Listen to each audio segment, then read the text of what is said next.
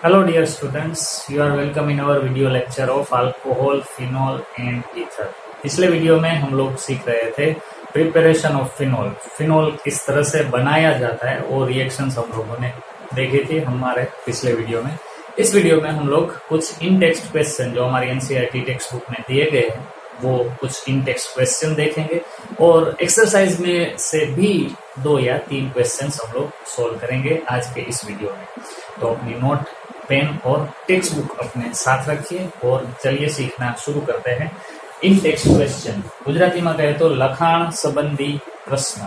હું મિક્સ લેંગ્વેજમાં ઇન્ટરેક્ટ કરીશ તમારી સાથે, ગુજરાતી, હિન્દી અને ક્યારેક ક્યારેક ઇંગ્લિશ પણ, કે જેથી આ એક જ વિડીયો દરેક મીડિયમના બાળકોને ઉપયોગી બની શકે।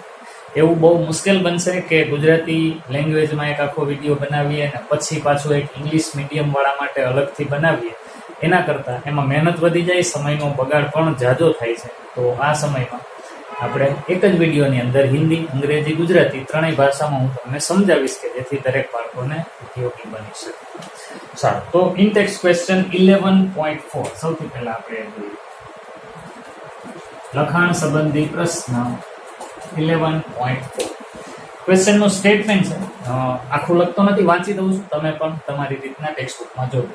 હું અત્યારે ગુજરાતીમાં વાંચું છું, ઇંગ્લિશ મીડિયમ વાળા એની રીતના એને ઇંગ્લિશમાં પણ સમજી શકશે। દર્શાવો કે મિથેનાલ સાથે યોગ્ય વિજ્ઞાન પ્રક્રિયકની પ્રક્રિયા દ્વારા નીચે જણાવેલા આલ્કોહોલ સંયોજનો કેવી રીતે બનાવી શકાય। Here we have 2 alcohols which are given and we are asked to find the reaction with the help of Grignard reagent. We have to prepare such kind of alcohol from methanol. મિથેનાલની Grignard reagent સાથે પ્રક્રિયા કરી અને અહીંયા આપેલા છે એવા 2 alcohol બનાવવાના છે। પહેલો આલ્કોહોલ આપણને અવો કીધો છે, આપણે પહેલા જે આલ્કોહોલ બનાવવાનો છે એનું સ્ટ્રક્ચર અહીં લખીએ। We have to prepare this kind of alcohol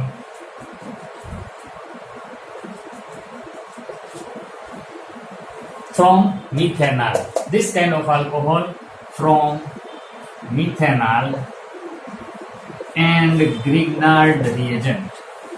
तो मिथेनॉल तो नक्की, because it is a primary alcohol. ये प्राइमरी अल्कोहल है, इसलिए हमें पता है कि अगर प्राइमरी अल्कोहल बनाना हो ग्रिग्नार्ड रिएजेंट का यूज करके तो हमें मिथेनॉल ही लेना पड़ेगा formally.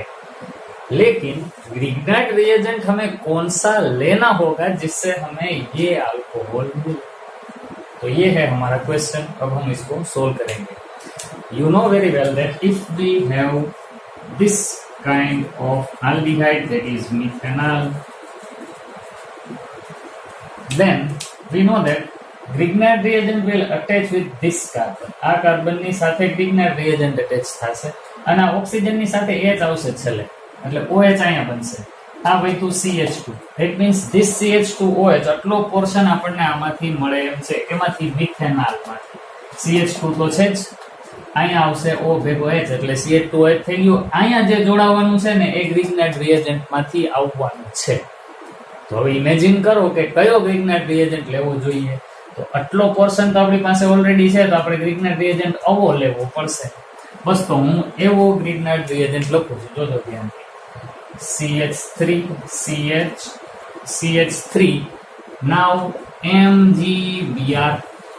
Now this is Grignard reagent, isopropyl magnesium bromide. The name of this Grignard reagent will be isopropyl magnesium bromide. આ ગ્રિગ્નાર્ડ રિએજન્ટ લઈ અને આપણે રિએક્શન શરૂ કરીએ એટલે નિયમ પ્રમાણે આ બોન્ડ છે ઓક્સિજન લઈ લેશે, કાર્બન પોઝિટિવલી ચાર્જ બનશે, પછી આ બોન્ડ આ કાર્બન લઈ લેશે અને એ આ કાર્બનની સાથે જોડાવા આવશે। તો આપણી પહેલા સ્ટેપની પ્રોડક્ટ આવી બનશે HCH, આ O ભેગું શું આવી જશે MgBr અને આ કાર્બનની સાથે શું જોડાશે, તો કે આ કાર્બન જોડાશે કે જેની આરે પાછા 2 CH3 પણ છે, એટલે હું અહીં લખું CH, પછી અહીંયા CH3 અને અહીંયા પણ CH3। ચાલો, અને હવે બીજું સ્ટેપ તો તમને ખબર જ છે, acid catalysed hydrolysis, that means H+ and H2O।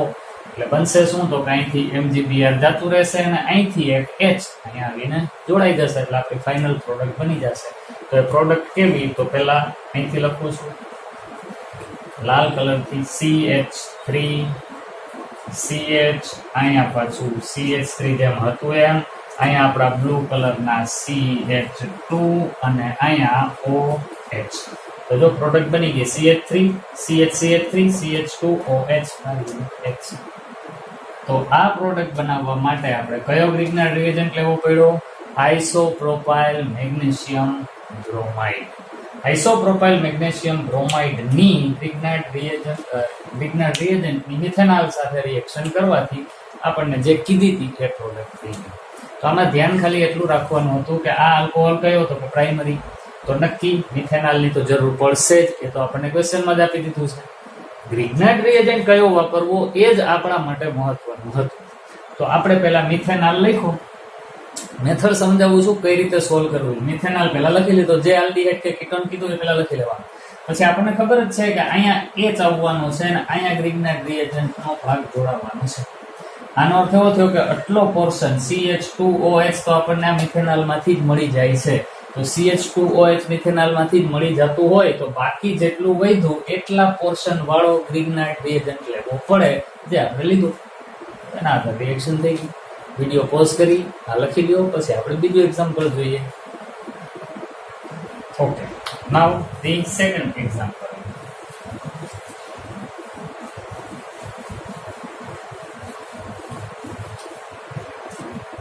Second example is we have to prepare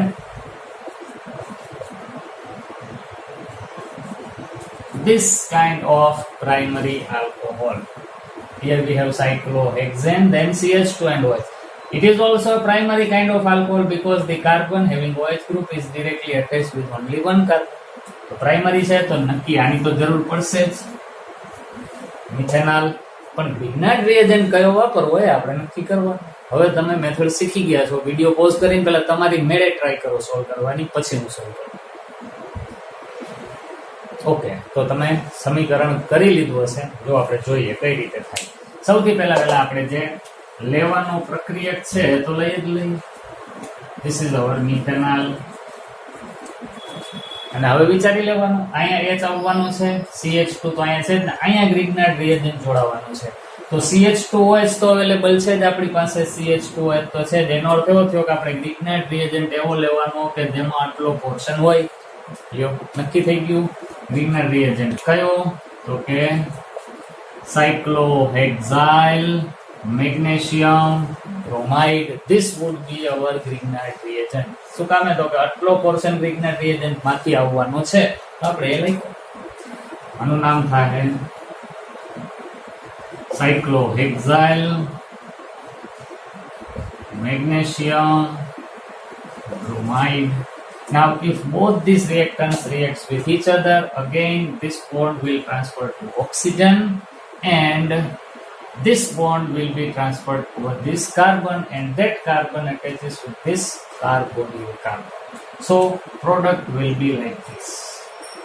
Here with O we will attach MgBr and at this carbon we will have cyclohexane.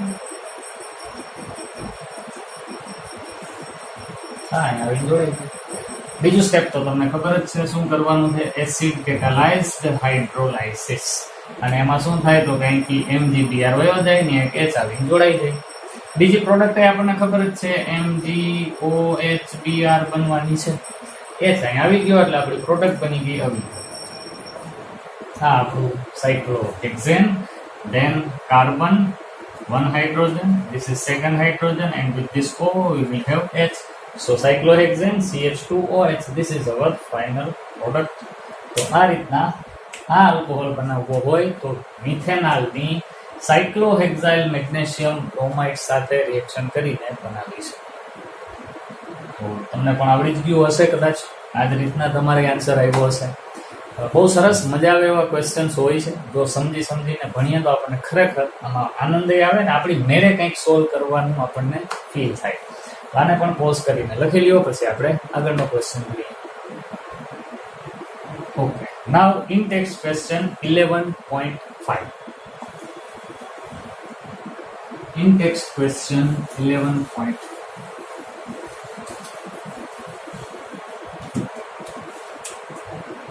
Okay, ગુજરાતીમાં આવું લખેલું છે, નીચે દર્શાવેલ પ્રક્રિયાઓની નિપજોના બંધારણ લખો. Write the chemical structures of product for the given reaction. અંગ્રેજીમાં આપણે આવું કહેશું. તો અહીંયા 3 રિએક્શન આપેલી છે. આપણે એ રિએક્શનની પ્રોડક્ટ શું બનશે એ આપણે નક્કી કરવાનું છે. So the first reaction is like this: CH3 CH double bond CH2, CH3 CH double bond CH2, and here we have H2O in acidic medium. Product શું બનશે આપણે લખવાનું છે. ચાલો તો પહેલા આને સોલ્વ કરીએ.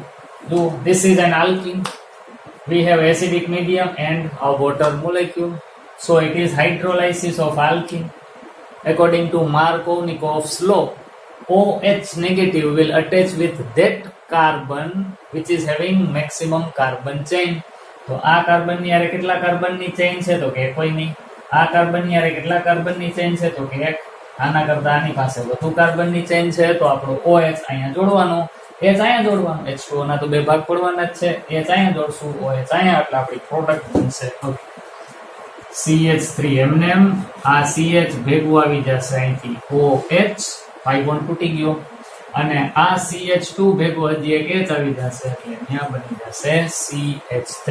તો આ જે આપણી પ્રોડક્ટ બની આનું નામ છે 2-પ્રોપેનોલ ઓર પ્રોપેન ટુ ઓલ. તમે આમાંથી કંઈ પણ લખી શકો. ચાલો બીજું એક્ઝામ્પલ જોઈએ. બીજું આવું ઇક્વેશન આપેલું છે, સાયક્લોહેક્સેનમાં કીટોન છે, પછી અહીંયા CH2 છે, C ડબલ બોન્ડ O છે, અને પછી OCH3 છે. That means we have 2 different functional groups over here. One is ketone while the second is ester. This is an ester, COO. ધ્યાન રાખજો, અને કીટોન નો સમજી બેસતા અહીંયા પણ O છે.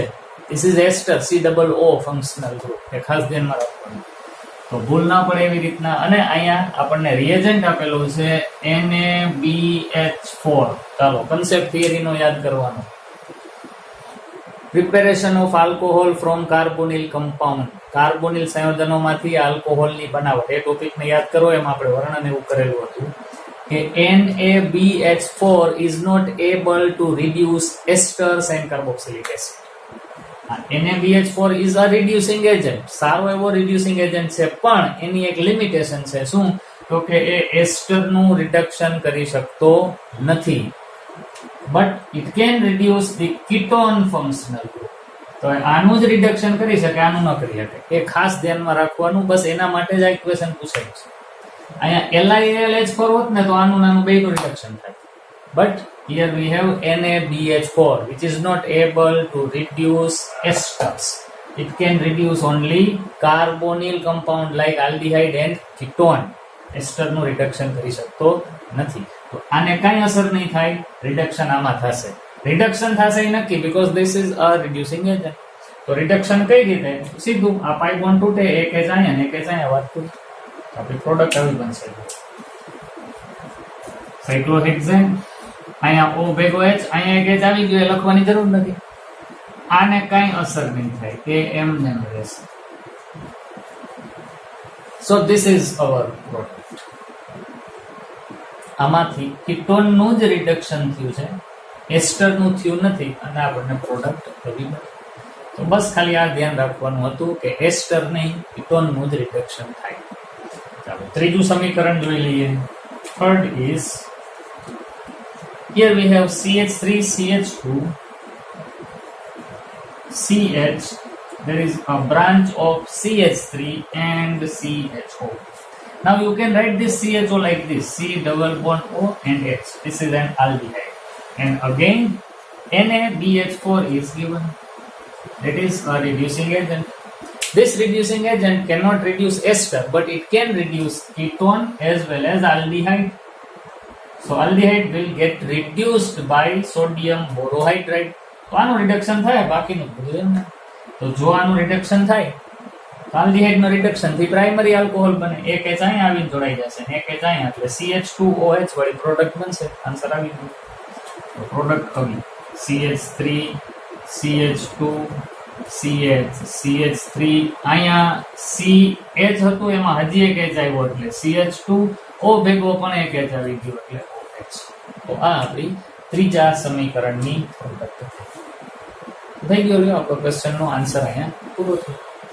વિડીયો પોઝ કરીને આ લખી લ્યો, પછી આપણે સ્વાધ્યાય એક્સરસાઇઝમાં આપેલા એક બે ક્વેશ્ચનને જોઈએ. ઓકે,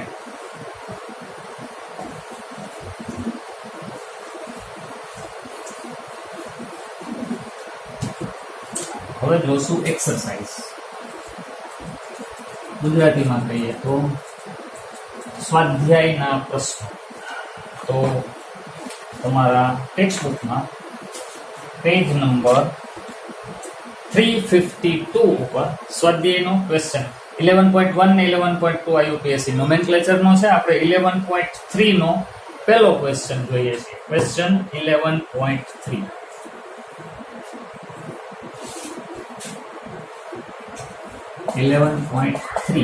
એનો પહેલો ક્વેશ્ચન છે. ગુજરાતીમાં આવું છે, C5H12O બંધારણીય સૂત્રવાળા બધા જ સંઘટકીય આલ્કોહોલ સંયોજનના બંધારણ દોરો અને એમના IUPAC નામ લખો. સો we are asked to find all possible isomeric alcohol for C5H12O and their IUPAC names. C5H12O જેનું સૂત્ર હોય એવા બધાય આલ્કોહોલ જ કીધા છે. બાકી આમાં તો ether પણ બને, because this is the common formula for alcohol and ether. Alcohol and ether are functional group isomer, ક્રિયાશીલ સમૂહ સમઘટકો છે. તો એના બેના અણુ સૂત્ર તો સમાન થાય, પણ આપણે બંધારણ કોના દોરવાના છે? ખાલી આલ્કોહોલના. એ વાત ખાસ ધ્યાનમાં રાખવાની. ether ના અત્યારે દોરવાની જરૂર નથી. સારું, તો આના જેટલા પોસિબલ સ્ટ્રક્ચર બનતા હોય એટલા બધાય આપણે અત્યારે દોરીએ અને પછી એના નામ પણ લખીએ. તો કામ શરૂ કરી દઈએ છીએ. જુઓ ધ્યાનથી કેવી રીતના દોરાય છે. જવાબ અહીંથી શરૂ થાય છે. તો પેલું સ્ટ્રક્ચર આપણે દોરીએ. 5 એ 5 કાર્બન એક ધારા હોય એવું પેલું સ્ટ્રક્ચર. 1 2 3 4 અને 5 અને પછી અહીંયા છેડે OH જોડી દઈએ. ઘટતા હાઇડ્રોજન બધે આમ લખીને. ચાલો, this is the first structure. હવે આનું નામ પણ આપી દઈએ એટલે આપણે નામ એક સરખા થાય સમજવાનું. બંધારણ એક સરખું છે એટલે આપણે પછી કેન્સલ કરશું. અહીંથી નંબર આપવાનું શરૂ કરવાનું. So this is 1 પેન્ટેનોલ. ચાલો, બીજું. વળી પાછા 5 કાર્બન એક જ લાઈનમાં, પણ OH ને આપણે અહીંયા જોડી દઈએ. તો આ થોડુંક જુદું થયું આના કરતા. નંબરિંગ અહીંથી શરૂ કરશું. CH3 CH2 CH2 CH and CH3. Name of this compound will be 2-pentanol. ચાલો, ત્રીજું દોરીએ. 5 કાર્બન વળી પાછા એક ધારા, અને હવે અહીંયા ત્રીજા કાર્બન ઉપર OH જોડી દઈએ. આમાં તો અહીંથી નંબર આપો કે ઓલી બાજુથી આપો, સરખું જ થશે.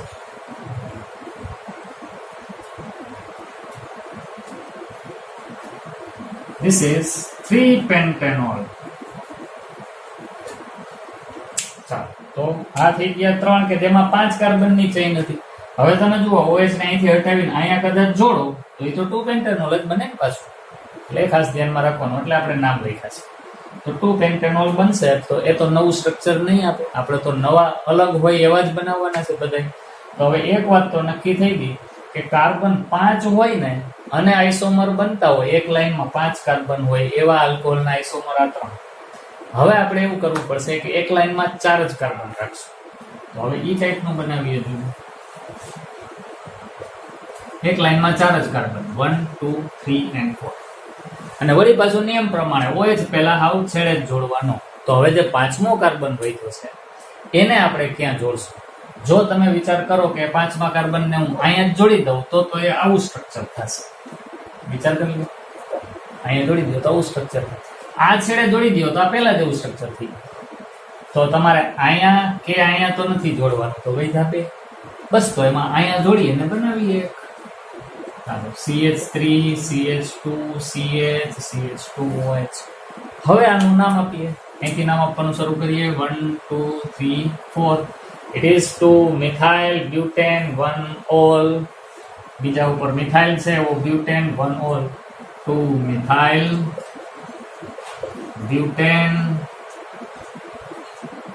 1 ઓલ और 2 મિથાઇલ 1 બ્યુટેનોલ. ચાલો હજી એક પોસિબિલિટી છે ને, 4 કાર્બન એક ધારા, પણ આ મિથાઇલ ગ્રુપને આપણે અહીં લઈ આપીએ. તો પાંચમું સ્ટ્રક્ચર 1 2 3 4 કાર્બન. OH તો છેડે જ રાખશું, મિથાઇલને આને બદલે આપણે અહીંયા જોડી દઈએ. તો આનું નામ નવું થશે. જુઓ નંબરિંગ તો OH થી જ શરૂ કરવાના થશે. 1 2 3 and 4. Now the name will be 3 methyl butane 1 ol. 3 methyl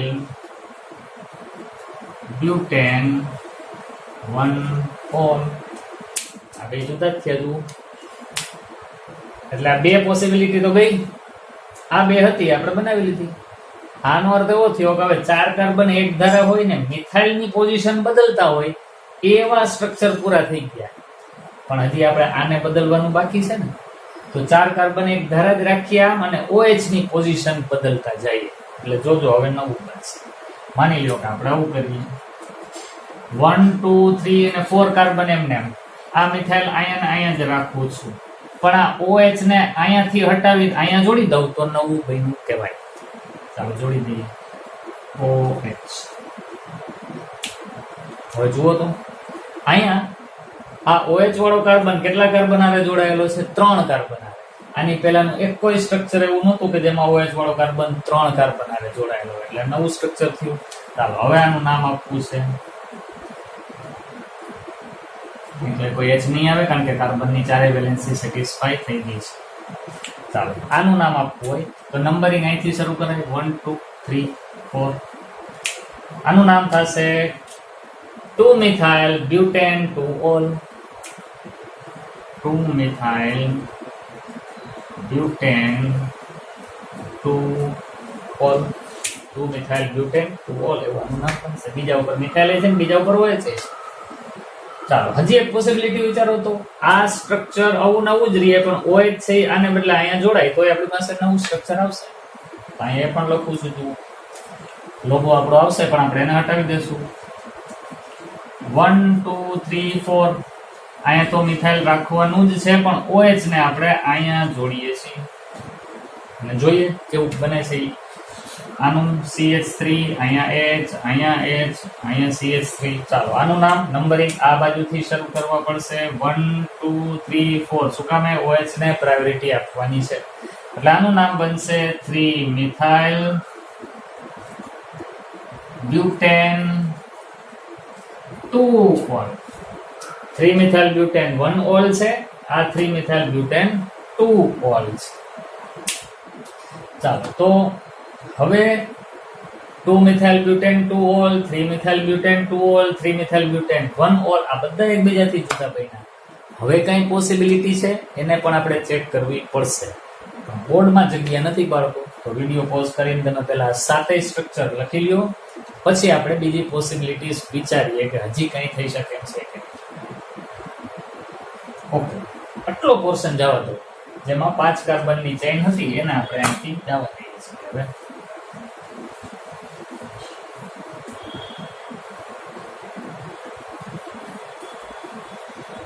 ચાલો તૈયાર. જુઓ 8મું સ્ટ્રક્ચર આવું વિચારીએ કે 4 કાર્બન ને 5મી બ્રાન્ચ આમ રાખીએ. 1 2 3 4 અહીંયા બ્રાન્ચ. હવે OH આપણે અહીંયા જોડેલો હતો એવું સ્ટ્રક્ચર આપણી પાસે હતું જ. આ રહ્યું પેલું. OH ને અહીંયા જોડેલો છે એવું સ્ટ્રક્ચર છે. OH ને અહીંયા જોડી દીધો એવું સ્ટ્રક્ચર છે. તો શું આપણે OH ને અહીંયા જોડીએ તો આપણને નવું સ્ટ્રક્ચર મળે છે? જરાક ચેક કરીએ. જુઓ તો ધ્યાનથી. આ કેવો આલ્કોહોલ થયો તો કે પ્રાઇમરી આલ્કોહોલ થયો. પ્રાઇમરી આલ્કોહોલ કે જેમાં બ્રાન્ચ છે.